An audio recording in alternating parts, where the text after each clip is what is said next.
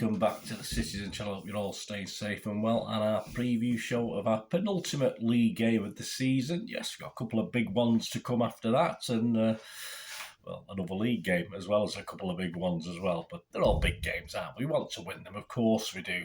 Of course, we have to prepare for a couple of big games as well. So, as we did against Chelsea, make full use of the whole squad. So, we'll have a look at this matchup: Brighton versus Manchester City. Match day 37 on the 24th of the 5th, 2023, at the old Amex. Yes, the old Amex.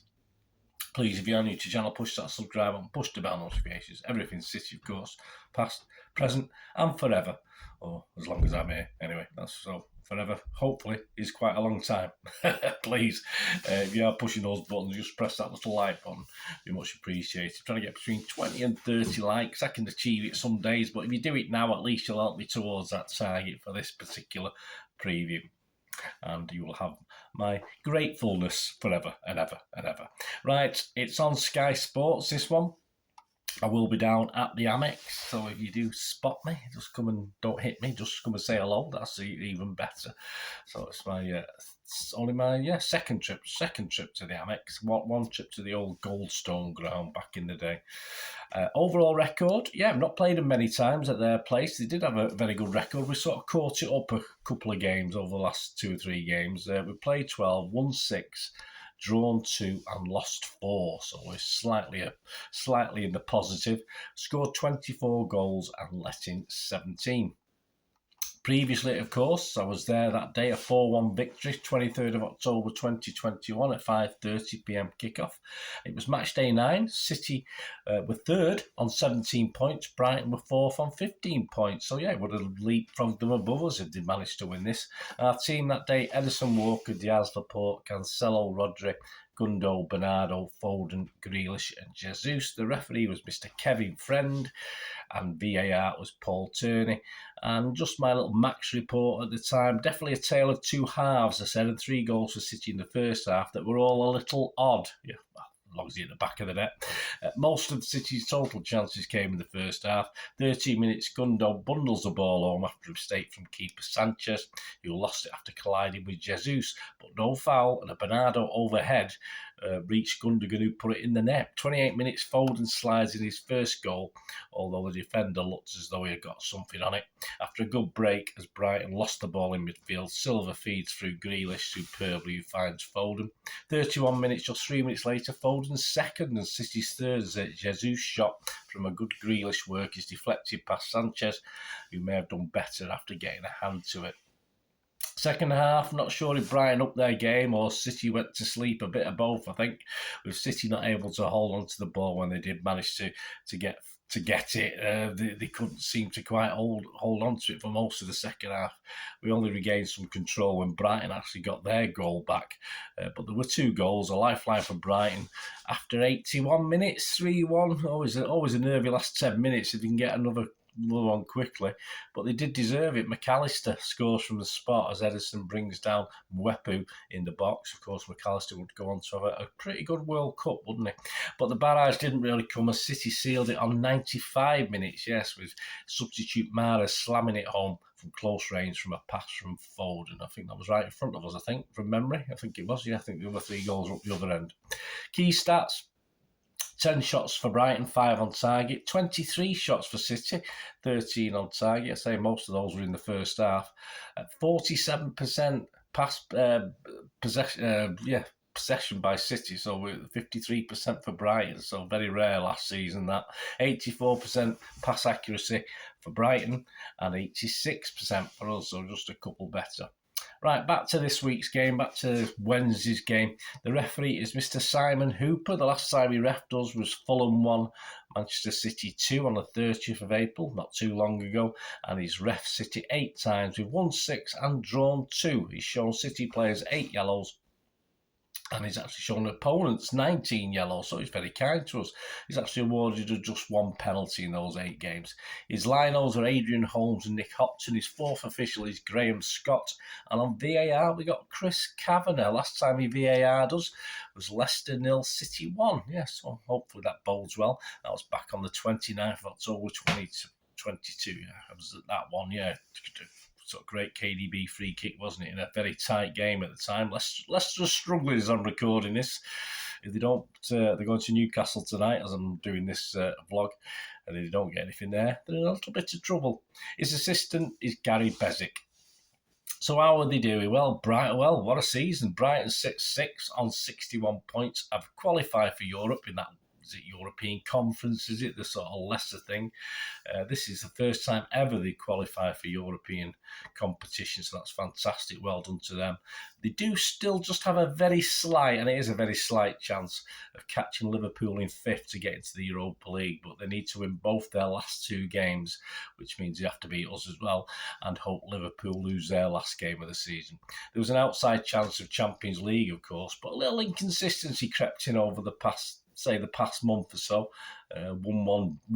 1 loss, 1 loss, 1. So, I mean, it's understandable. It was a great win at Arsenal, but that was soon followed, of course, by defeat at Champions League-bound Newcastle. No shame in that, before seeing off Southampton, already relegated Southampton last weekend at home 3-1. They play some good football. They're a good footballing team. Shame they couldn't beat United in that semi-final. It would have made a better, certainly a better final as far as off the pitch is concerned. But yeah, they won't change that against Champions City. Will they have a different view on this, though, now they've actually qualified for Europe? Will they have the same dedication? De Zerbi's done well. You may see demand, of course, for 2 or 3 of these players. People like McAllister, who have been hinted at going to Liverpool, hasn't he? So there's a danger he might lose some. So it's a matter of what sort of recruitment he gets if he does have to lose 2 or 3 of his key players.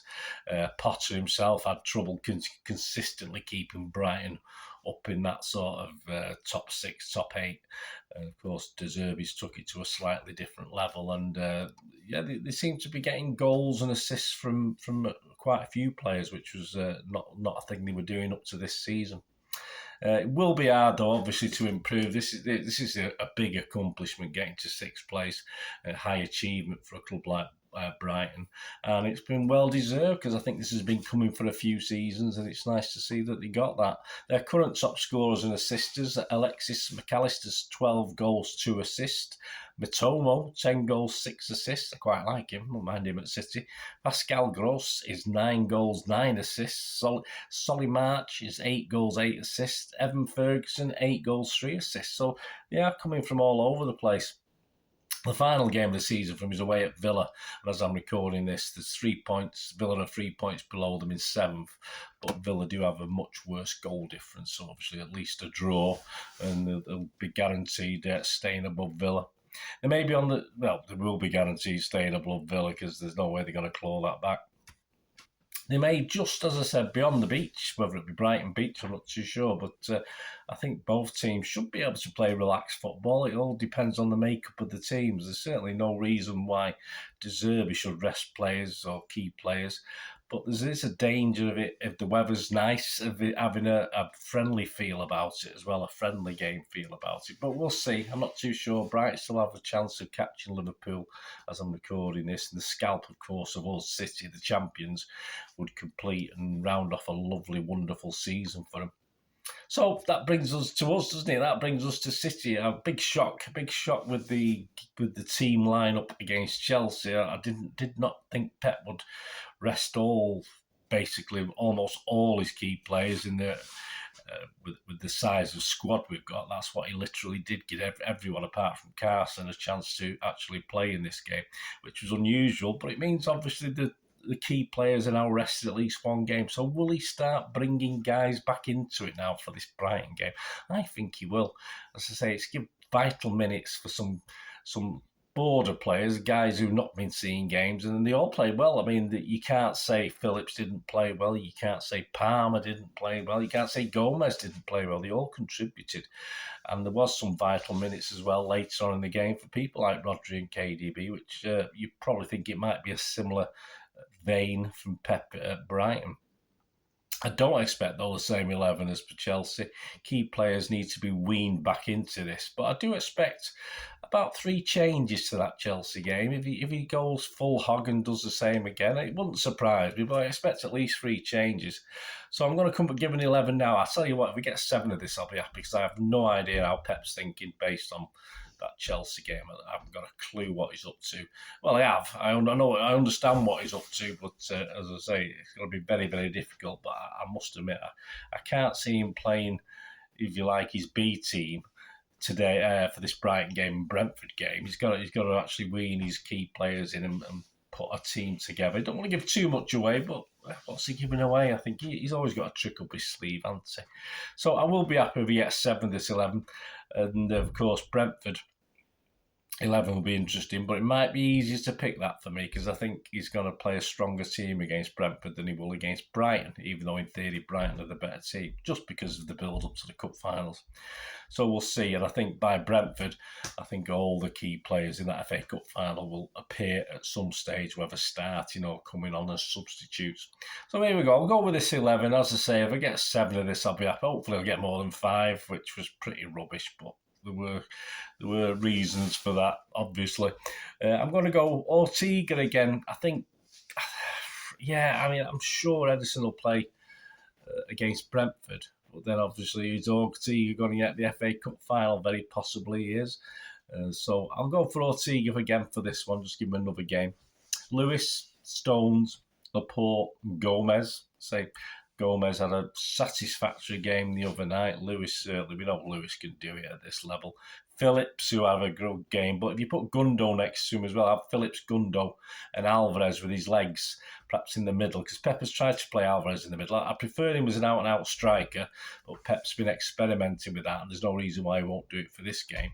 So, which would leave Mahrez and Haaland, bring Haaland back. He's had a rest. He's had one game rest. You come on for a few minutes at the end. You can always take some of these players off as well. Mahrez, Haaland and Foden, the front three again. I think Foden just needs to play now. There's no way Foden's going to get a rest if he's performing well. So there you go. Ortega, Lewis, Stones, Laporte, Gomez, Phillips, Gundo, Alvarez, Mahrez, Haaland, Foden. You probably have a different team to that. As I say, I'm just taking a punt with that one. I mean, I always do take a punt, but it's probably more of a punt at the moment because we don't really know what Pep's plans are for the finals, etc. Anyway, let me know your thoughts. Let me know your starting 11s, etc. It'd be great to hear from you.